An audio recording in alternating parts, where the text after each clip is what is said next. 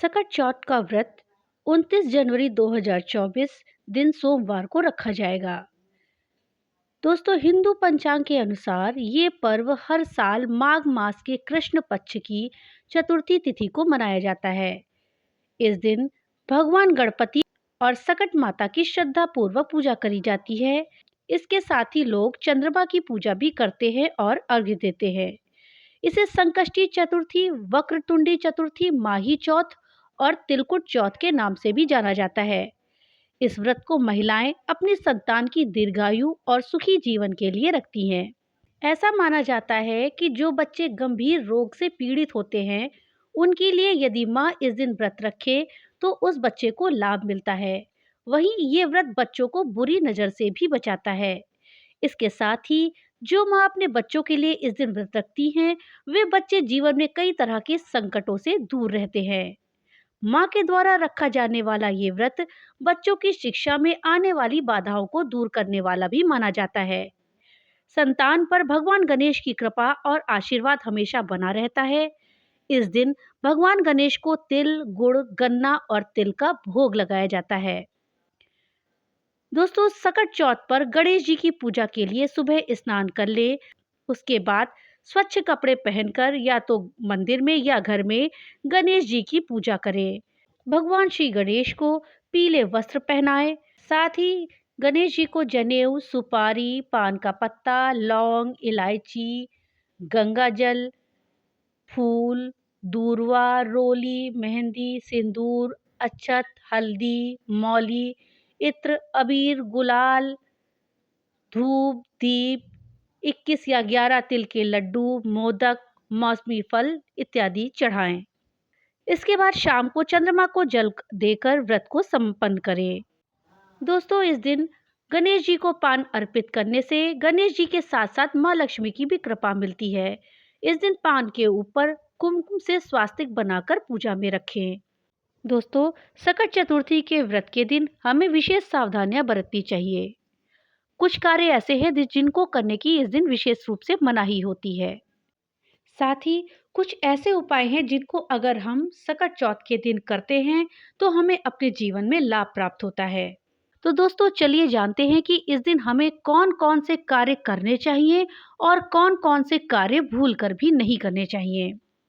साथ ही इस दिन हम ऐसे कौन से उपाय करें जिसको करने से हमारी संतान को लाभ प्राप्त हो, हमारे संतान के जीवन की सभी कठिनाइयां दूर हो जाएं और उनके जीवन में खुशियों का आगमन हो। इस जानकारी के लिए वीडियो को लास्ट तक देखिएगा। वीडियो अच्छी लगे तो लाइक और ज़्यादा से ज़्यादा शेयर करिएगा।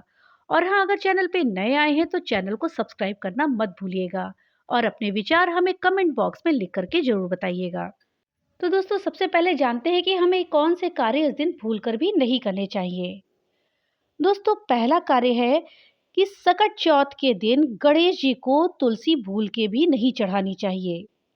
पौराणिक कथा के अनुसार गणेश जी ने तुलसी जी का विवाह प्रस्ताव ठुकरा दिया था, जिसके बाद तुलसी जी ने गणेश जी को 2 विवाह का श्राप दिया था। तो वहीं गणेश जी ने तुलसी जी का विवाह एक राक्षस के साथ होने का श्राप दे दिया था। इसके बाद से गणेश जी के पूजन में तुलसी का प्रयोग बिल्कुल भी नहीं किया जाता है। तो आप इस दिन भूल कर भी पूजा में तुलसी का प्रयोग ना करें।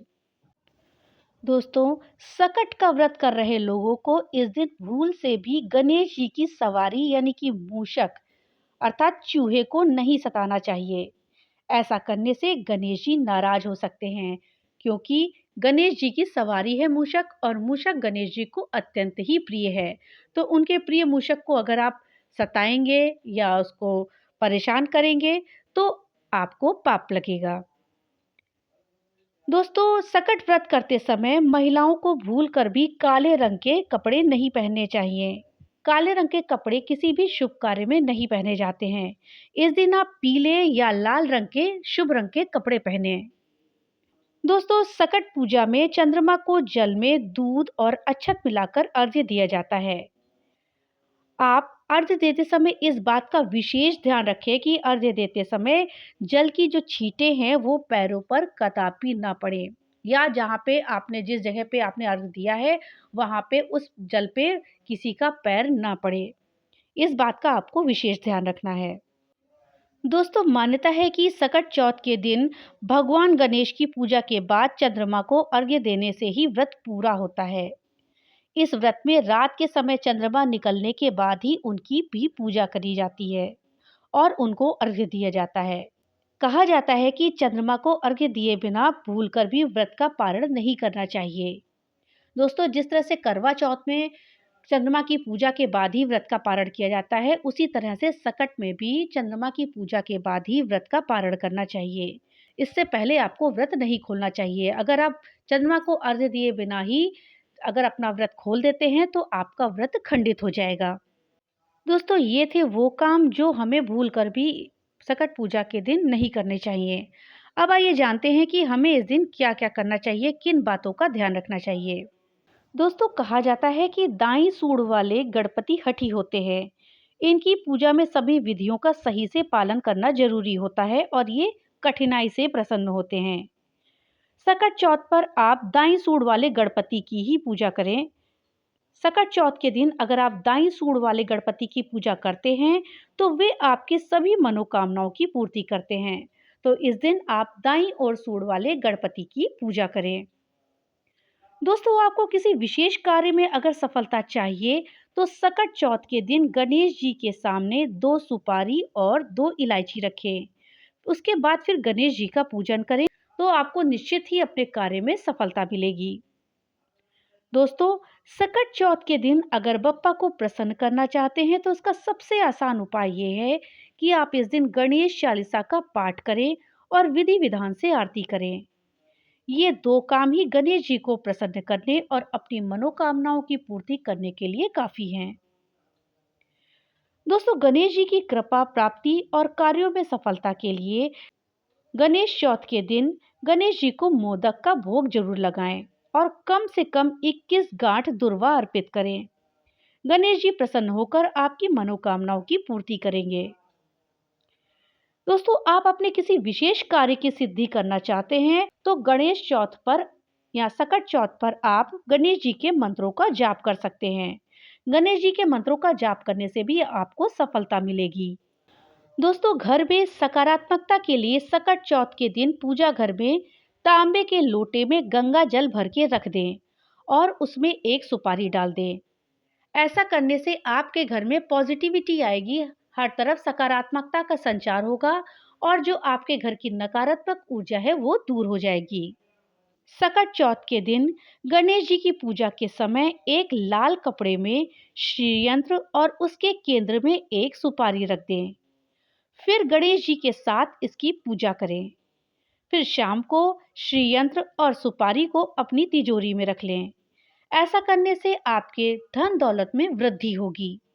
करियर में बाधा रहित होकर तरक्की पाने के लिए सकट चौथ पर मंदिर में जाकर गणेश जी का दर्शन करें। उसके बाद गरीबों को तिल का दान करें। साथ ही बच्चों को मोदक खिलाएं। सकट चौथ वाले दिन गणेश जी की कृपा पाने के लिए तिल और गुड़ का लड्डू बनाएं। पूजा के समय गणेश जी को तिलवाड़े के लड्डू का भोग लगाएं। गणेश जी आपके दुखों को दूर करके जीवन में खुशहाली लाएंगे। दोस्तों, सकट चौथ पर संकट को दूर करने और मनोकामना की पूर्ति के लिए ओम गण गणपते नमः मंत्र का जाप 108 बार करें। इस मंत्र के शुभ प्रभाव से आपके जीवन में सकारात्मकता आएगी और जीवन में सकारात्मक बदलाव होंगे।